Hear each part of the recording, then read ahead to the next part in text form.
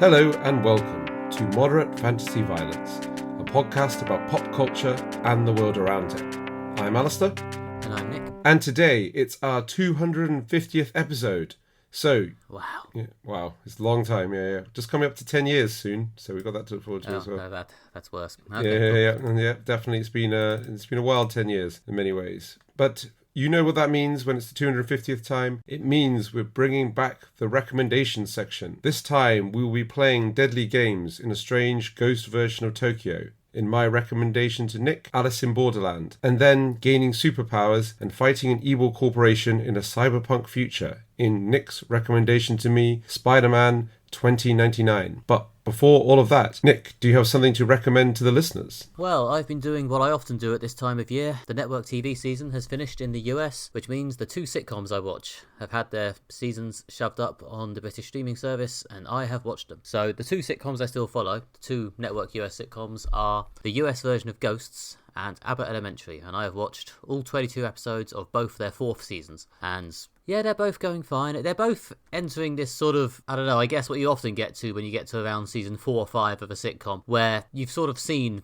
a lot of these jokes in a lot of these character combinations, and it increasingly starts to feel like they're just sort of playing the hits in a way, and that they're sort of leaning on the fact that you like these characters, and therefore it's time to start sort of shaking up their lives. Only not too much, obviously, because you don't want to disrupt the situation that brings the comedy. And yeah, it's interesting, but I don't know how much longer they'll go. But they are both still somewhat funny. Ghosts US continues to be reliably not quite as good as Ghosts UK. It's just got a few too many slightly cheesy, obvious one-liners. But the characters are still kind of charming, and as often happens in sitcoms, after a slightly shaky first 6-7 episodes, they did eventually find their own voice, which is a bit different from the UK one. As I think I've said before, there are a lot more concerns with, firstly, soap opera storylines, like which ghost is sleeping with each other ghost, and secondly, the lore, like the supernatural rules about what exactly a ghost is. Like in this series, we've had ghosts squeezing into ghost traps so they can get across the border and leave the property, ghosts discovering their special ghost powers, and the devil coming up from hell to make deals with people. So yeah, we're very much expanding the fantasy lore in order to fill many, many more episodes than the UK one had. Yeah, I guess it's these are 22 episode seasons, so that's proper American network TV. So yeah, you I guess need more, I suppose, because yeah, I mean there's pretty much one of these seasons is about as long as the entire UK run of Ghosts.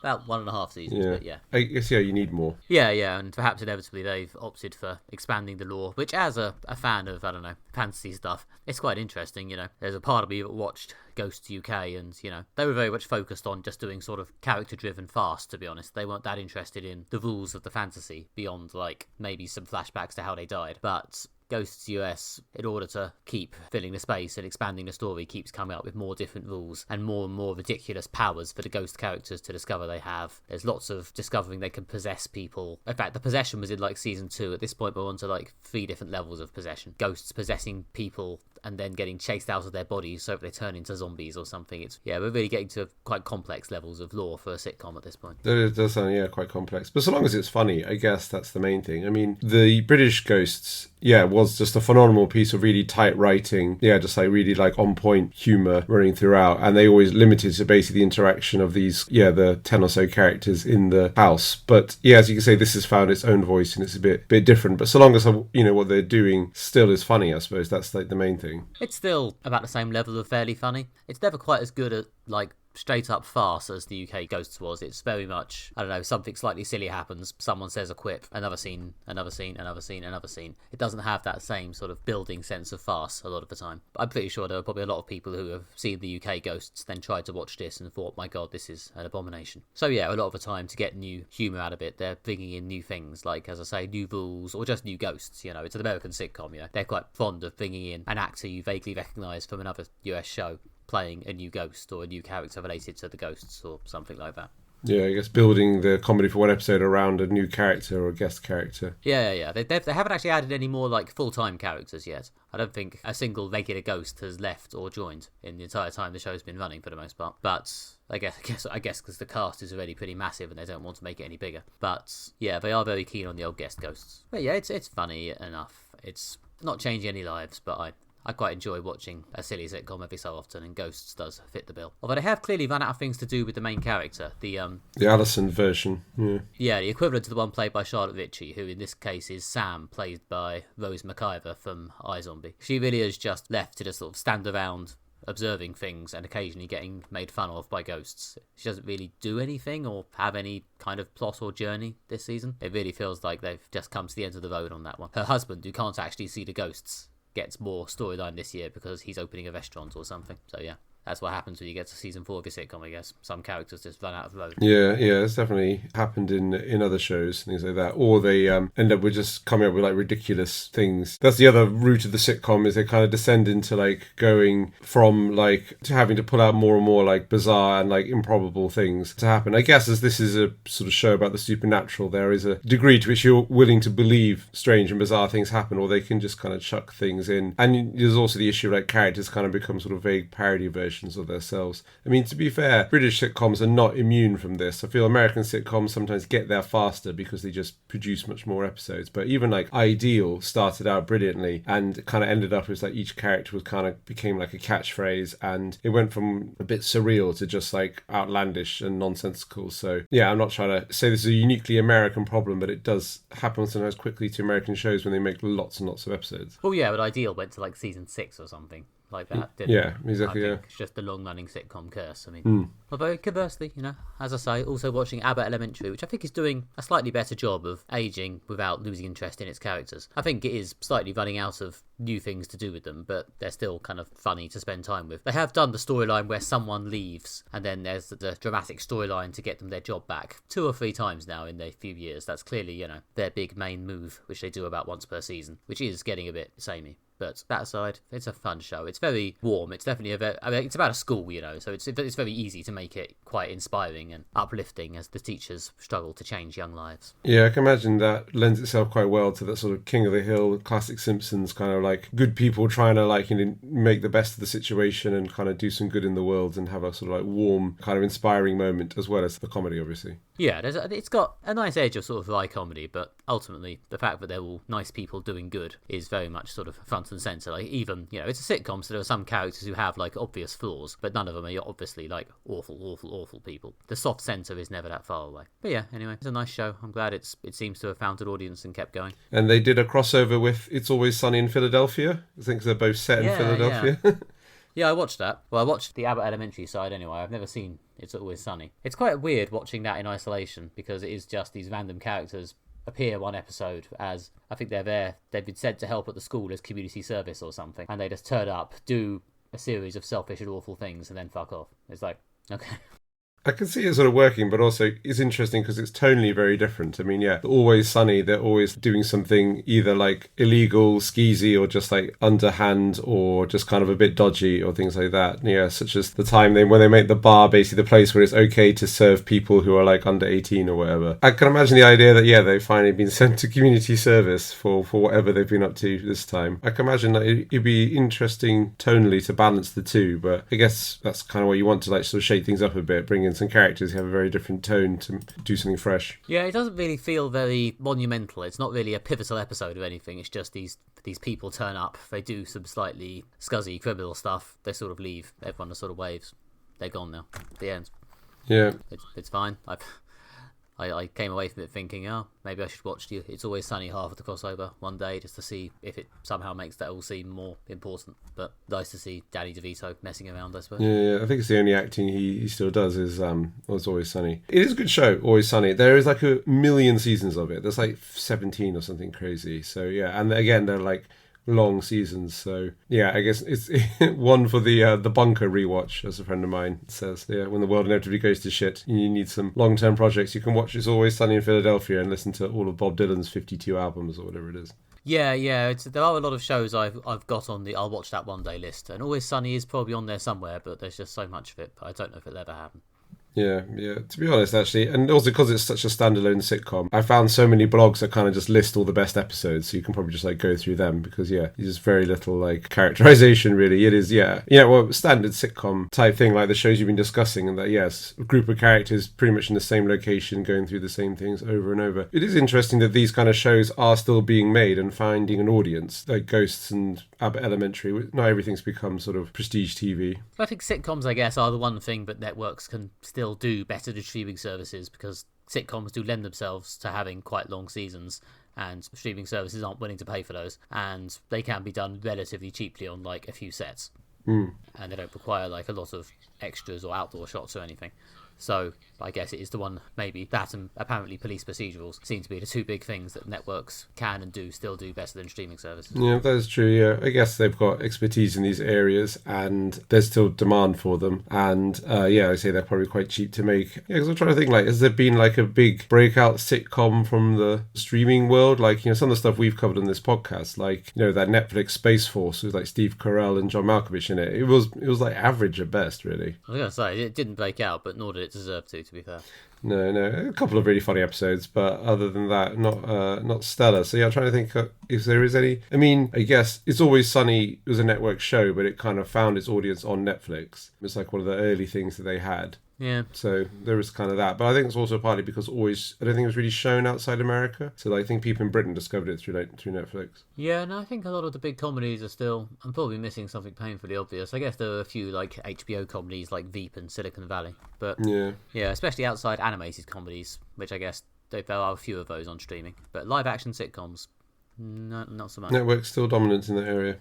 Interesting for the trend piece at the end of the year. Yeah. Anyway, so that's what I've been doing, as I often do at this time of year. Alastair, what about you? Well, from sitcoms to something that's just like really sad, to be honest. Oh, cool. Happy 250th episode. Exactly, yeah. This is like having an existential crisis. So I have watched Queer, which is a film that caused a lot of waves at the London Film Festival last year and has generally been like well received through both its cinema release and now it's available on Mubi in the UK. And this is an adaptation of William S. Burroughs' sort of autobiographical story, starring Daniel Craig as a writer that is basically a version of William S. Burroughs, living in the sort of gay expat community in Mexico and kind of the sort of various drug and alcohol fueled scrapes he gets into. And it's a really interesting film. William S. Burroughs, famously very hard writer to adapt. He's got a very sort of like surreal and unusual writing style. And also he's this kind of like countercultural figure that like lots of people cite as an influence, including people like Ian Curtis and things like that. But the film is really good at like showing what it was like to be gay in the 1950s, that basically these Americans had to move to Mexico in order to basically live openly their lives, and there's a sense of Mexico just being a bit more lawless and a bit more like permissive in the sense that you can just kind of get away with stuff, but there's still clearly characters dealing with a lot of shame, a lot of like suppression of like desires and things they want. So yeah, it is a really sad film, and it's really beautiful portrait about love really, and it shows how difficult queer love is when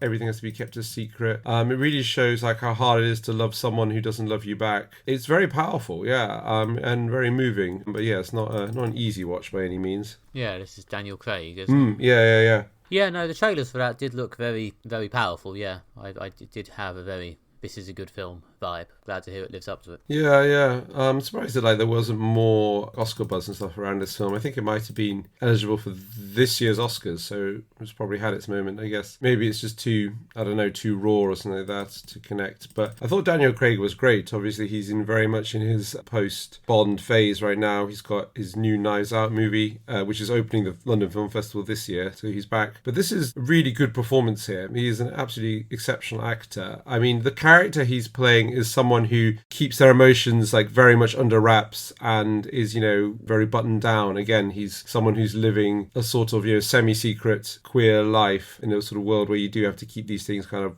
secret and behind closed doors. And I feel for an actor it's very hard to play, or it's more challenging to play these characters who keep their emotions to themselves, build this like wall around them, because a lot of people, the famous performances, people play these like big characters with like big emotional outbursts, things like that. But it is I think harder to be like convey things in a way that's like contained and very repressed. But Daniel Craig does an absolutely great job. I mean, it's kind of his film. I think he's in every single scene, and it's mainly about him and the characters he interacts with. But they really just show how talented he is as an actor. Yeah, no, I think have I seen Daniel Craig in anything other than either Bond movies or Knives Out movies? You think I must have done, but I can't actually tell you what it might be. But yeah, he's very good in those two roles to the extent, but I assume he's even better in films where he's allowed to, really cut loose. Yeah, I get the feeling that he was looking for some acting challenges and things like that, and looking to do something beyond Bond. I suppose that's why, even though like the Knives Out film, I don't think they're challenging his acting in the way that, say, like Queer is, but there is like, he's taking on a challenge here in that he's playing this like southern gentleman, so there's like, he's got to get the accent right and the mannerisms and things like that. It's different to playing Bond, certainly. Plus I get the feeling it's less, I don't know, pressuring or less self-important, or there's less money balanced on it, so it doesn't become as much of a challenge, as much of a massive weight on his back. Like, I get the feeling by the time he finished Bond, he was just a bit sick of it. Yeah, oh, absolutely. I mean, if you see some of the stuff from like the later Bond like press tours, he just seems like so checked out of like,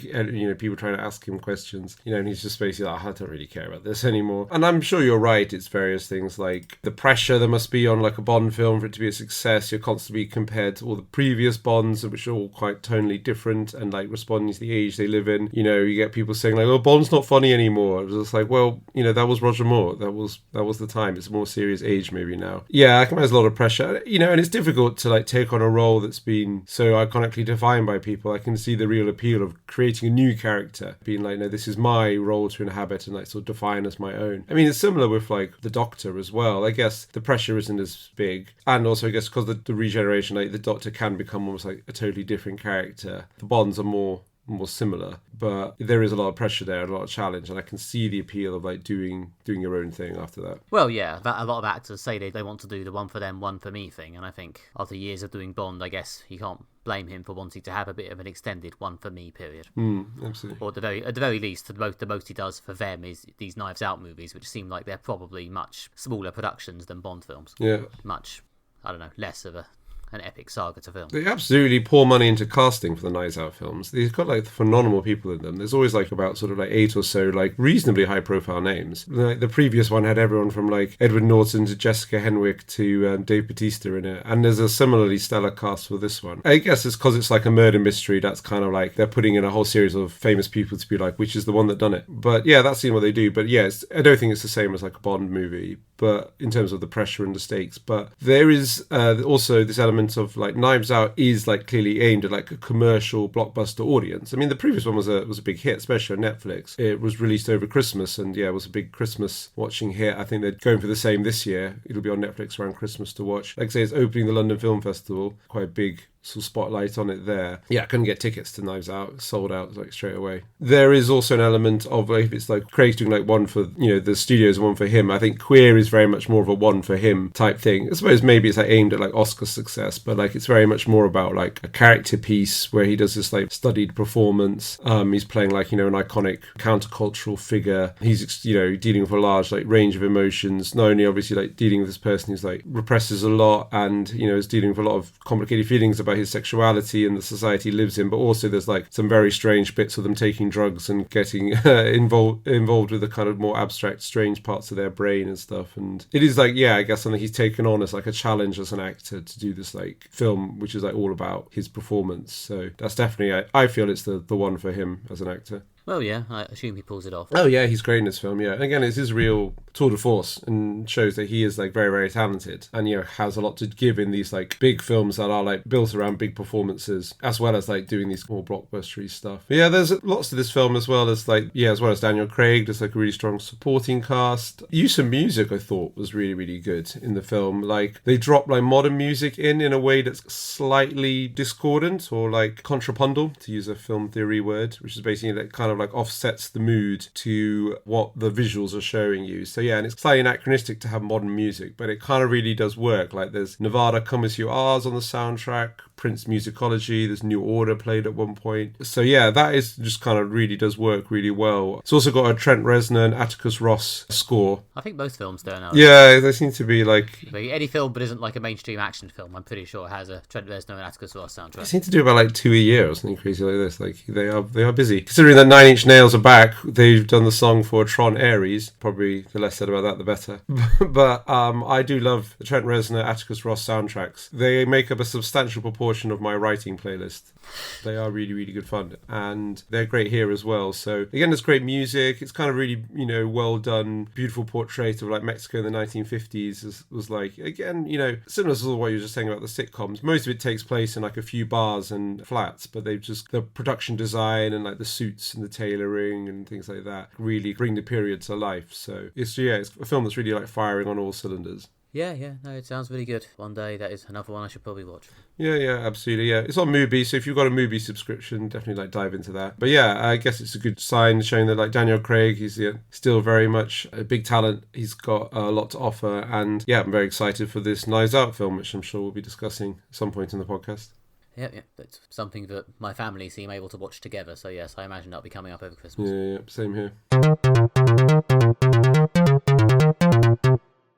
Next up, this episode, we will be discussing Alice in Borderland, which I recommended to Nick. This is a show that I discovered during lockdown, when I watched a lot of TV and was looking for something new. It was recommended to me by Netflix, and I remember one Saturday afternoon, stuck indoors, I decided just to watch the first episode and was completely hooked from the beginning. It's tense, it's dramatic, it's got an amazing arc. The plot is about a hapless gamer who's sort of drifting through life in contemporary Tokyo. His brother is succeeding in the corporate world. He's not really making a go of his own life, much to the disappointment of his father. He meets up with his friends, one of which worked in a bar and has just been fired from, and the other is also similarly disaffected with life. And then after some clowning around, they for some reason end up in a parallel version of Tokyo, where almost everyone has disappeared apart from a few people. The city is abandoned, and everyone is forced to play horrible, torturous games that usually involve people being killed, and you have to solve problems to avoid things like being shot or electrocuted. And if you don't play these games, then a laser from space basically blows your head off. It's pretty dark, it's pretty dramatic. There's also a big mystery about what happened and how they can get back to their regular life in normal Tokyo. We're going to be discussing this. We're definitely going to drop some spoilers for, I think, the first few episodes at some point, but we'll start the chat by asking Nick, what did you think of the show overall? I watched the whole first season of this, and yeah, I really enjoyed this. It's a weird show, but I would say it's quite fun, even though a lot of really, really, really horrible things happen in it, especially towards the end of the season. In fact, no, throughout the entire season.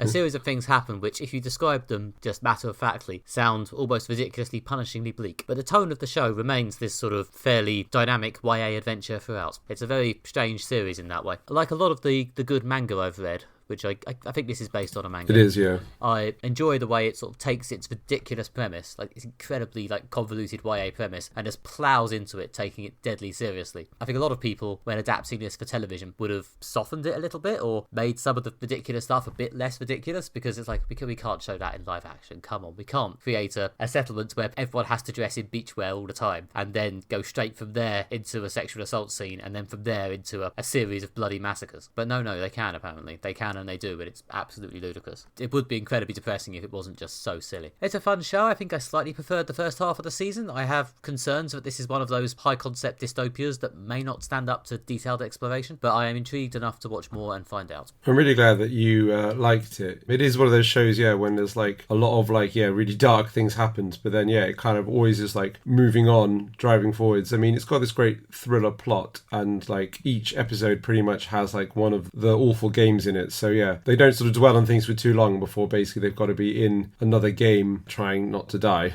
Pretty much. Yeah, I think a lot of the early episodes, it very much has that structure of, you get about a bit of admin at the beginning, a bit of, character work, and then we just go into an empty game sequence. And to be honest, those were the episodes I liked best. I think the episodes where they started to spend more and more time on the characters and the world building were the ones where I was a bit sort of, do these characters and world building stand up to this much scrutiny? Can we just get back to the games? As I say, we'll see how that develops in later episodes. But yeah, the episodes with the games especially quickly, and yeah, some of the bigger, broader character moments were quite fun. Yeah.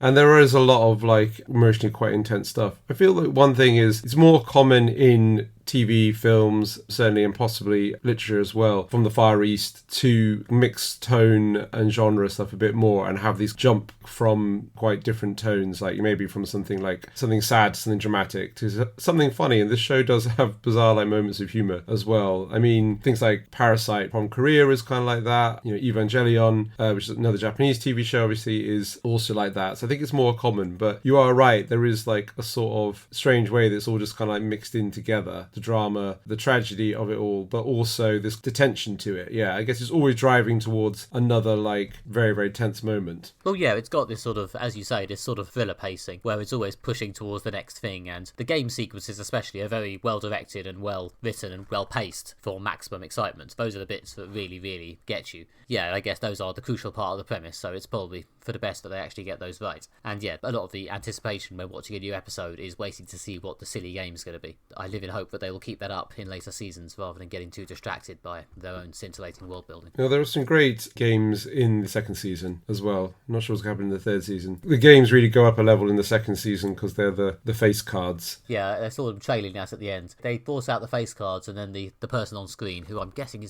might be the queen of some suits, but who knows, announced that they were going to be new games. And I sort of sat there going, surely every game is a new game. They're not playing these games twice. Yeah. Anyway, semantics aside, I'm looking forward to seeing how they take it up a level. There are little things that you also notice watching it again. Such as, for example, the woman, I think, who's the Queen of Hearts, who appears at the end. There are little things I noticed, like in the very first episode, when the main characters meet under this like giant billboard, and it's her face is on the billboard. There are little like details and things like that you pick up, like watching it again. And you kind of notice how like characters are introduced and appear in some of the earlier games that then come back in like the later ones to be like bigger characters, and then have even like sometimes bigger roles to play in like the second season. Yeah, no, I thought they did a good job of, considering there's a lot of characters who are kind of introduced very quickly, I think they did a good job of giving them sort of distinct appearances and personalities to actually make them somewhat memorable, so they could sort of get a hook into you and then come back to them later and go into it in more detail, which I think is quite well played for a show which ends up having quite a massive cast, although happily it's also fairly happy to just kill them off, so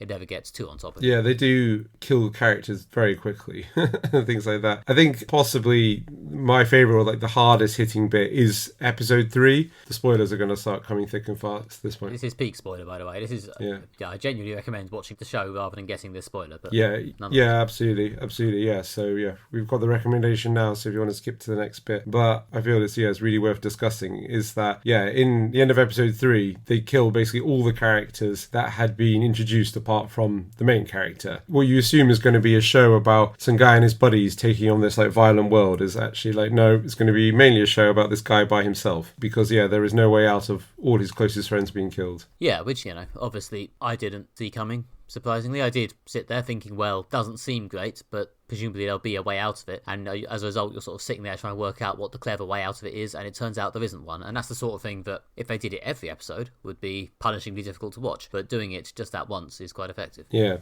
absolutely. Yeah, you do really think, like, he's good at solving, like, clever ways out of things. Like, in the first episode, when there's, like, the building with the heaven and hell doors, it's quite clever how he figures out basically the shape of the building and is able to navigate through the puzzles effectively. Yeah, and then he kind of figures a way out of it. And then he figures a way to trap the hunters in the second game when they have to survive in an apartment block where there's 2 people coming after them with machine guns. And you think he's going to figure a clever way out of the third game, which is, that basically whoever's the wolf lives, everyone else gets their heads blown off. And it's like a game of tag. But no, you don't. And then at the end of the episode, it just ends on just this really grim note. Yeah, and I enjoy the way they have him working out the games. It's not quite maybe something you could work out by yourself, but it never seems completely just, I don't know, like he's got some higher level of telepathy that no human could possibly really have. There is always some level of followable logic to his thoughts, and it does make it quite interesting to watch the games and try and work out what his way around it's going to be. It's also tap into the fact that, like, he hasn't been wasting his life sitting in a home playing video games all the time. He's been acquiring puzzle solving and logic skills that actually are now useful. Yeah, really, this is like an aspirational text for everyone who's just sitting at home gaming. Don't worry, eventually you'll get raptured to Ghost Tokyo, and then finally your life will have meaning. Yeah, when you play sort of, blood sports in order to survive. Obviously, it seems like the worst place to live in the world. I imagine I would last about 10 minutes there, then my glasses would get broken and I'd have to just be killed. Yeah, exactly. Or I'd end up touching one of the exposed electrodes in the water game, and then, and then that's it, game over. Yeah, no, I liked that bit as well. It's just sometimes these characters have these really dramatic deaths, and other times they just walk into the room where the game is going to be, go, oh, what's that? Touch a thing and immediately die. It's like, oh, well, good job I wasn't that attached to that character. Yeah. It is very ruthless at killing the characters, and, sometimes, like, it sets up the Hatter in, like, one episode, and then, he's, like, killed off-screen in the next episode. So, you think that's going to be, like, a main character. That's in the second half of the season, set on this beach thing, which is, like, a dystopian holiday club that they've founded. Yeah, that was... Well, obviously, that's when a character called Hatter turns up, and you're reminded that, somewhat obviously based on the title, we're somewhat in Alice in Wonderland's adaptation takeoff territory. It's interesting because apart from the presence of a bloke called Hatter, it's not, really obviously analogous to Alice in Wonderland in a lot of ways. Like, they're not really leaning too hard on that. No, it doesn't have the sort of surreal tone that Alice in Wonderland has, and a lot of adaptations of things inspired by it go for. Although there is this sort of idea that you're in, like, a kind of parallel version of reality where things work differently. I mean, it's not as... For example, like, The Matrix leans more into the kind of the weirdness, and that's another Alice in Wonderland down the rabbit hole type story. There are some few nods. The main one being obviously like the cards. Yeah, the presence of playing cards is the other big one. Yeah, then in the second season there's Queen of Hearts, who's a character directly from the Alice in Wonderland. And then but also the other season there's the King of Spades and there's the King of Clubs and things like that. Because each of the face cards has like an avatar for their games. Anyway, let's keep the spoilers light. But they keep it more focused on their core premise of basically these like horrible games, tension, things like that. And also the dystopian world they live in. I kind of like the fact that most of the people who seem to be raptured to this like alternative universe are like young people. And it's interesting how it is create this kind of like young person's vision of like sort of utopia and dystopia. Like all the adults pretty much are gone. Or like adults as in like people like over 30 or whatever. And they sort of form like again like this like hedonistic like beach community where everyone just like DJs and drinks and parties all the time, and there's like there's no authority, there's no police, there's no like government to stop them. So it's, I don't know, I think if there was just a world full of young people forced to play like blood sports to survive, I guess maybe you would get these weird sort of utopian kind of hedonistic beach community things springing up. Okay, so I kind of like that as a sort of metaphor for the sort of, I don't know, dystopian world that they're now in. Yeah, I guess so. Whether everyone would actually wear beachwear literally all the time is a different question. But I did think it was interesting. I didn't actually spot the obvious point that it is, as you say, mostly young people. I think there was a couple of slightly older people in a couple of the early games, but maybe they just didn't last very long. Maybe the old people were just picked off slowly by not being able to run as fast. Yeah, there is that element to it. And also the few older people are kind of like the ones that take over. Like the head of the militia is clearly an older guy. Former cop. I don't really know whether it's like the SDK or something like that. I assume that's some kind of special elite Japanese police. Yeah, he's like more of an authority figure, I guess, because he used to be a policeman, but also because he's like older, tougher. The few people who seem to be a bit older are the ones running the show, pushing around these people in their late teens, early 20s. Well, yeah, but in a lot of ways, it's quite regular dystopia stuff, It's a dystopia, these little settlements and groups have formed, led by, strong personalities or people who used to be cops or whatever, just pushing everyone around, hoarding the resources and so on. Yeah, and inevitably there's a skip full of people who've been killed and disappeared. Yes, inevitably there's a kill the traitors rule, yes. Although the grim dystopia Walking Dead stuff is still definitely there. They skip through it fairly quickly and get back to the games. Yeah, and that's the thing, they're always driving towards some like tense game. Like even the stuff in the beach, they basically reveal that the beach is a game in itself. And that one, the Kill the Witch one, again, that's a very tense episode as well. Yeah, again, shows people sort of going mad, turning on each other sort of thing. Usual part of dystopian drama, but in this case it's also done again as a way to just kind of like keep the tension moving forwards, keep the plot moving quickly. Well, yeah, because like obviously a lot of dystopias, again, I will cite my years long experience of The Walking Dead. It does ultimately come down to the problem, but it's quite boring watching, a bunch of sad people sit in a room and just, wait for death. In this show, cleverly, they've, well, I guess, and originally in this manga, they've got the premise that they're forced to play these games every few days, which jolly well keeps things interesting. Yeah, exactly, yeah. And that's the strength of the show. It's like got this real like tension to it. Sort of started watching the first episode, and yeah, there's some sort of hauntingly beautiful bits. Just like when they first emerge into this alternative Tokyo, and it's just like basically silent. There's no music, no sound effects, nothing. That bit's quite like striking and hauntingly beautiful. But it's not long after that before basically you're catapulted into the first game, and basically the tension is just like, all right, it's this sort of show when like there's like people being blasted and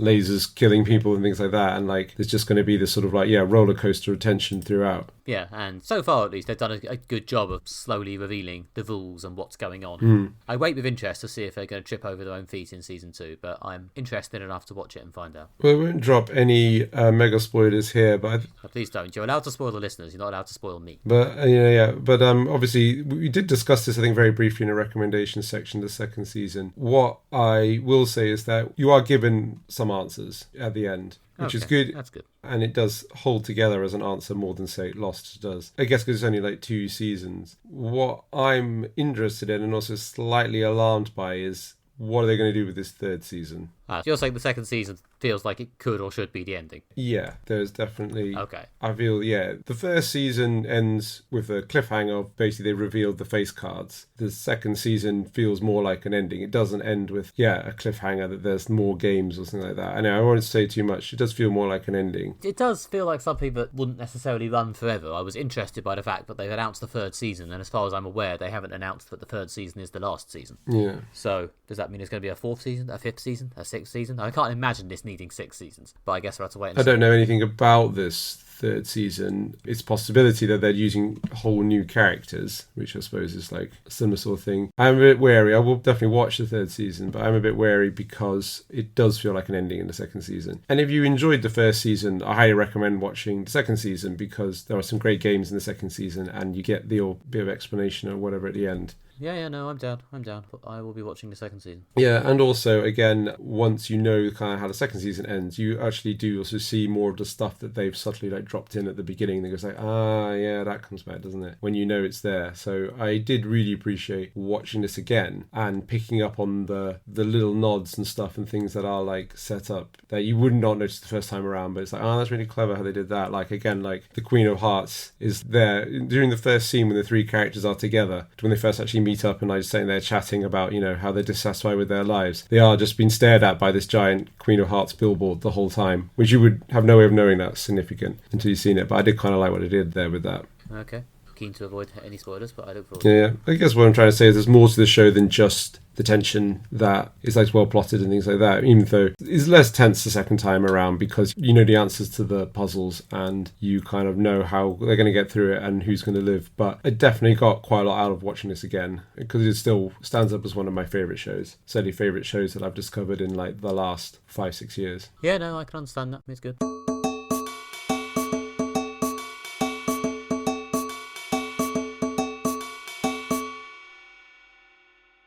Okay, and last up today, it's my recommendation, which is Spider-Man 2099, the comic series from the mid-90s, written by Peter David and drawn by Vic Leonardi. This is about the Spider-Man of the year 2099, who is Miguel O'Hara, a geneticist working for one of the big evil corporations that, funnily enough, exists in the year 2099, who finally starts to have some ethical qualms about one of the experiments he's being made to work on, trying to transplant spider DNA into people to turn them into super soldiers, so he decides to try and quit. Unfortunately, Alchemax don't intend to let him leave, so resort to tampering with his genetics, which sets off a chain of events which ends in Miguel being transformed into the Spider-Man of the year 2099 and trying to go up against his employers. So, we have read the first 10 episodes of this series. I liked this a lot as a kid. It was probably one of the first slightly more serious, I don't want to say mature, because technically this is still a PG-rated superhero comic, but maybe slightly more, dense and complex and morally ambiguous superhero comics I read when I was relatively young. Alastair, what did you think of it? So I really like this. It's very good. There's several aspects that I really got into, but I guess the one I want to talk about first is the writing is just really, really good. It like goes through quite a lot quite quickly. I think it's really is like a sort of masterclass in comic writing or writing for sort of structured medium like TV. You kind of get the sense of these characters really quickly, world building. Obviously this is all new and you just kind of chucked in to this like kind of very different world because it's like sort of cyberpunk futuristic world. It just sort of like doesn't really stop to kind of give you a lot of explanation. You are thrown in and you kind of have to like go with it and figure it out, even very much from like kind of the beginning of the first issue, that this is a world where there's a lot of like futuristic street drugs, there's these very powerful corporations, the police seem to be like also like part of the corporations, at least overseen by them, and it's quite authoritarian police. There's like advanced tech, everything from like sort of holograms to genetic engineering and flying cars and things like that. So there is this whole world that you're just sent into quite quickly to get the feel of, and then you kind of have the origin of Spider-Man in 2099, and then like these like unusual villains that get introduced as well. So like it kind of moves through a lot very quickly, and you have action bit and then like character bit and action bit, character bit, and it's like each issue, I mean, not too dissimilar to Alice in the Borderlands, I assume, maybe because that's based on a manga, or also because this kind of writing has been very influential. It's like each issue has usually like, yes, and character bits and like a fight with some kind of villain as well, and so it's always something exciting it's building towards, but there's always like a kind of good bit of Miguel's life and how this is affecting him as well. So I thought the writing was excellent. Yeah, I mean, one of the reasons I recommended this, as I said last episode, was as a sort of small homage to the writer Peter David, who passed away earlier this year and was, a writer I really, really liked and still really, really like. But certainly he was someone who was doing very sort of tight, interesting, creative stuff in like superhero comics, which I noticed when I was young, and he was one of the first writers I sort of followed a bit from project to project before I discovered, obviously, clever, deconstructive British writers, and like all British people who read comics, became obsessed with them. But yeah, Peter David was very much a sort of gateway into that, in that he's still doing, I think, what you think of as conventional superhero comics.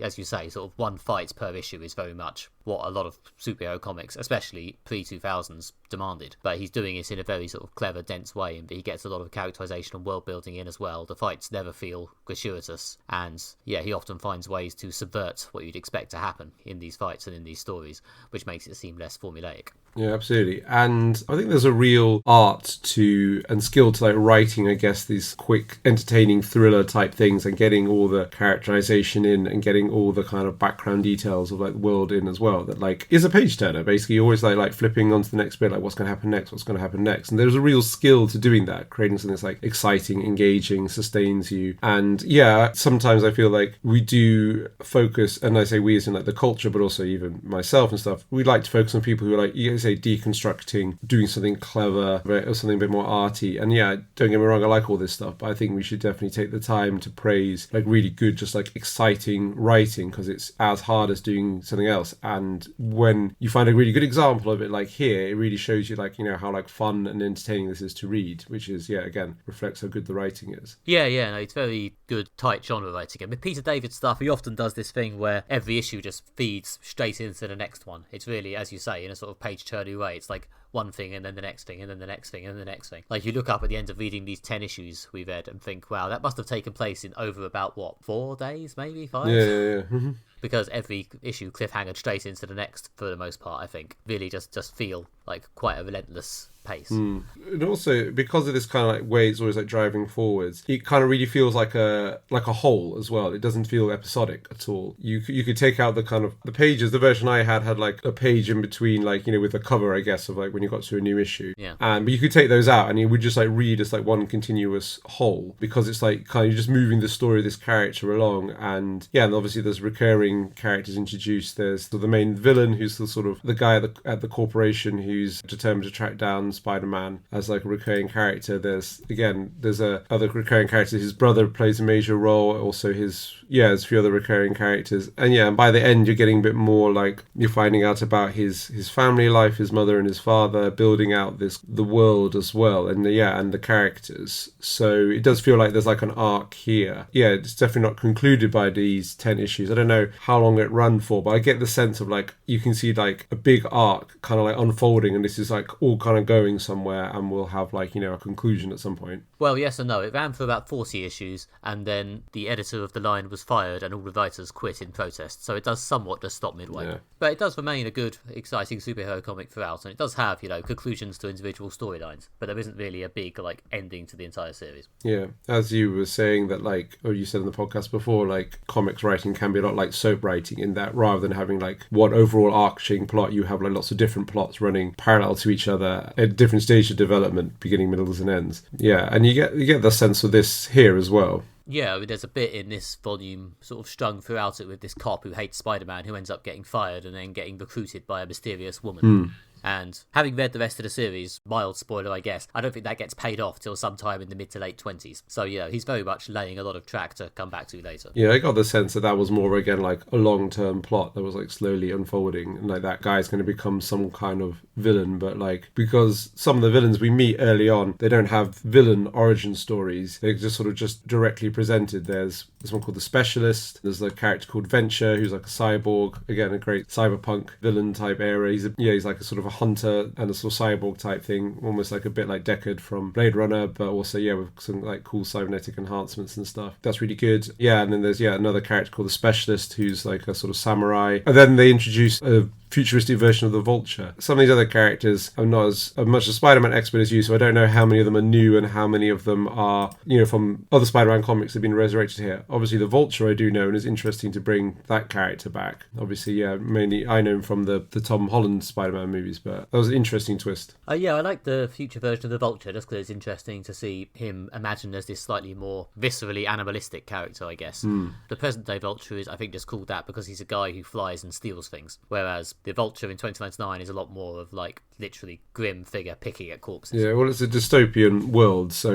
where this is like, there is this like outcast society. I mean, this is like a feature of many like cyberpunk stories, so they're picking up like an iconography, this kind of outcast world of extremely poor and usually like people who've been ostracized for some way, be it like genetics or cybernetics or something like that. And he's literally like cannibalizing people and like living off human waste, living up to the name the Vulture. So it's an appropriate character to bring back. Well, yeah, and I think he's the only one who is like, a version of a present-day villain. Venture and the Specialist are both new characters. Yeah, he's being a little bit judicious with how much Spider-Man stuff he just throws straight at us. I read an interview with him about this, where one of the things he said was, one of the reasons he got the gig is because he was one of the only writers asked to pitch for it who didn't just pitch. It's a descendant of Peter Parker. I think the fact that Miguel O'Hara is his own character, who is, notably a bit different from Peter Parker, is one of the things that makes this work and interesting, I think. Miguel O'Hara, I think, is quite sort of sarcastic and glib in his own day-to-day life, and if anything is actually quite stoic and intense when he's out as Spider-Man, whereas obviously Peter Parker Spider-Man is kind of the other way around. Peter Parker Spider-Man has basically no immediate family and is surrounded by the love of his aunt and uncle, whereas Miguel O'Hara has an immediate family, but it's incredibly dysfunctional.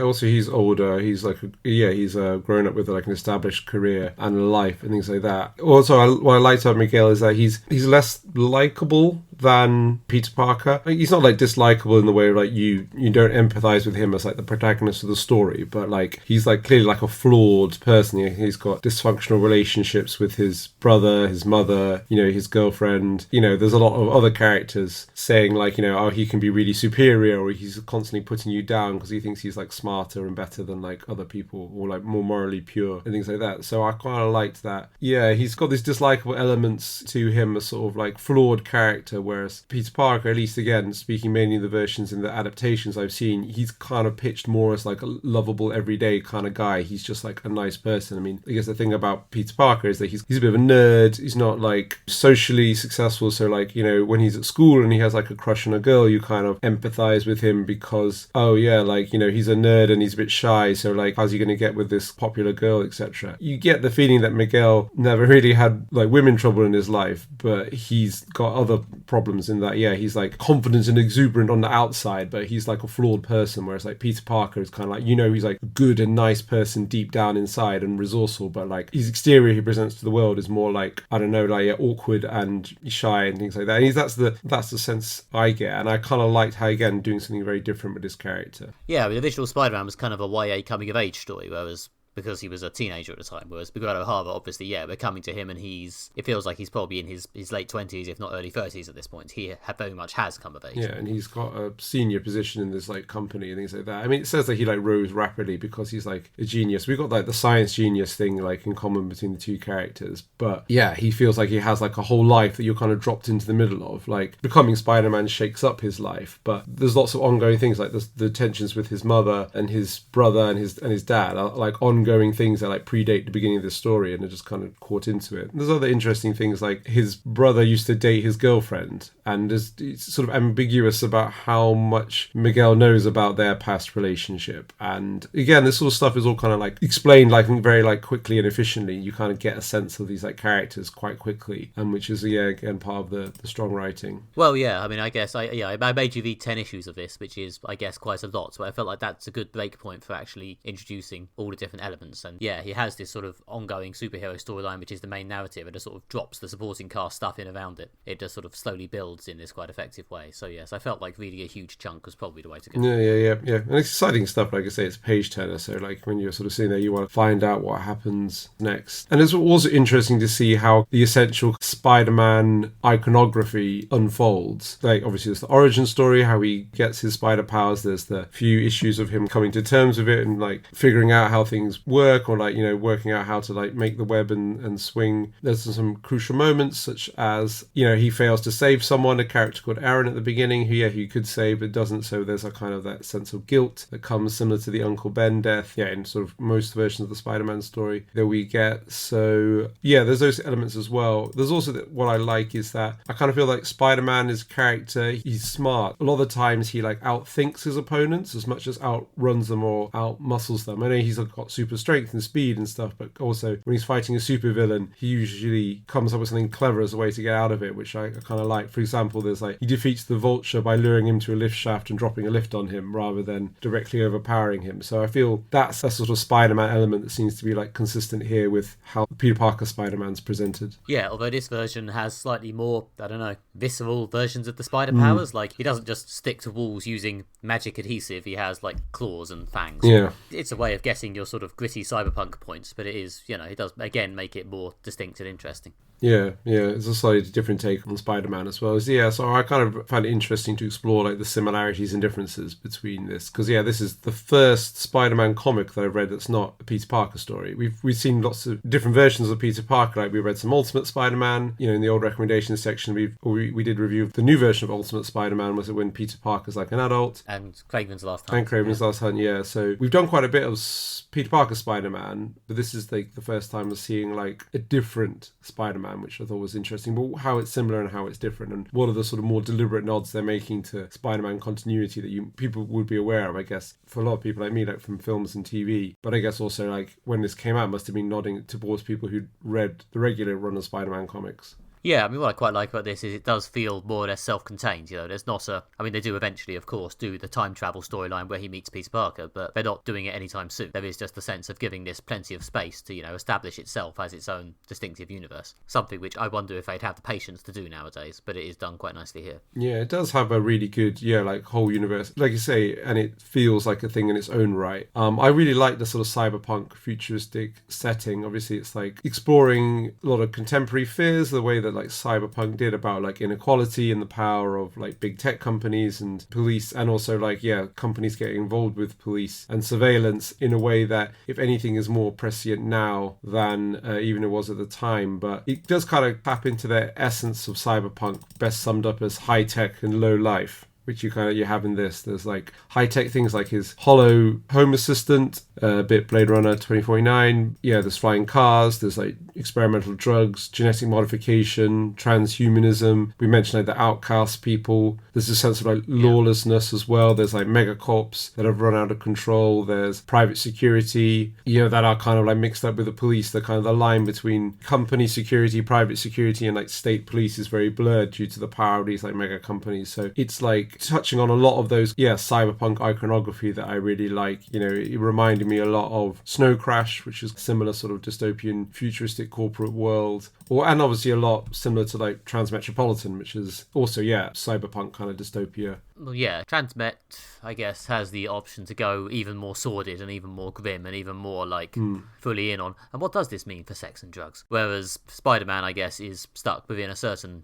PG rating. But I think within those confines, it's actually quite a good job of making, a future dystopia that is properly quite just grim and grotty, even without the option of doing any full-on adult content. Yeah. I think it's quite impressively imagined as just how bleak it is. And as you say, still, I don't know if it's impressive or depressing, but it's been 30 years years, more or less, since this came out, and the dystopia doesn't feel that dated. I mean, there's some, like, 90s internet lingo attempts, which occasionally feel a bit, okay.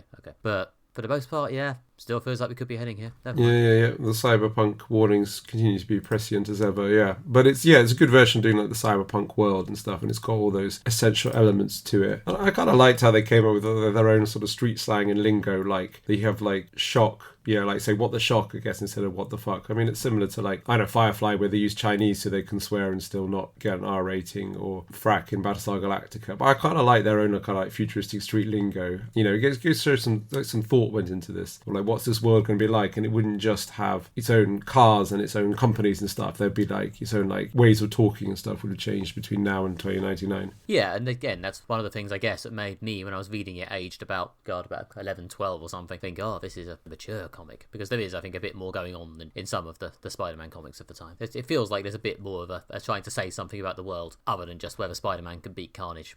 At the time, it was always Carnage. Yeah, fair enough. It's interesting. Yeah, I can see how this would have been influential, being that like it's got a whole world to it. It's trying to say something about like the power of companies. Yeah, having this like big company as like the villain, basically. And obviously, Miguel being quite an emotionally complex character with like, again, the sort of life that looks like outwardly perfect, but like has this whole thing like inwardly clearly like quite dysfunctional. Yeah, it's good. And yeah, Vic Leonardi's art here is, I think, really nice. It's not quite the sort of art I always associate with like cyberpunk stuff in, but it's quite loose and abstract at times. It's not at least super tight and super detailed.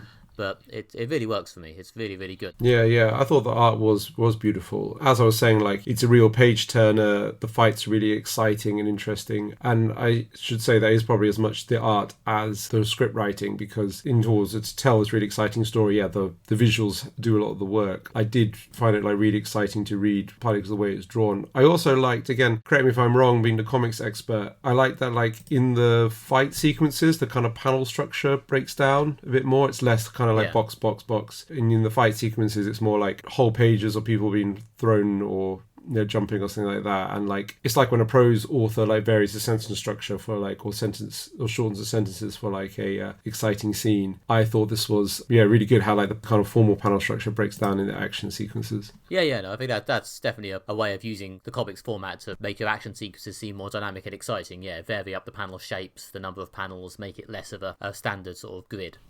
So he's definitely doing that. Yeah, and it's really good and it's really exciting. Like I say, like the fight sequences are like really entertaining, and it's a page turner. So the art is as important as the writing in that regard. Yeah, I'm glad you liked it. I'm glad this held up. It's nice to see, but I think mostly because this comic's so good, Miguel O'Hara still gets an outing every so often. Obviously, he was in Across the Spider-Verse. I think a bit of a different interpretation in that he was bordering on a full-on villain. They still kept the costume fairly similar because the costume design is awesome. Yeah, I like the costume again. It does look really good. Yeah, again, it's a costume that does say Spider-Man without just being a redesigned Spider-Man costume. Yeah, exactly, yeah. And I think this stands up because, well, as ever, cyberpunk warnings just continue to be prescient, but also I think there's like, the kind of standard of the writing and the art, especially like I say, like creating this like more emotionally complex and like alluring character quite efficiently across these stories is one of the things that like a flawed hero is always going to be like interesting and then always worth like, revisiting in the future. Yeah, he always comes back every so often. There have been a few follow-up series written by Peter David in the last 10-15 years which have been enjoyable enough, although I never feel like other writers quite get his voice right, but I guess that's just because I read this when I was quite young and therefore the Peter David, Miguel O'Hara voice is kind of embedded in me.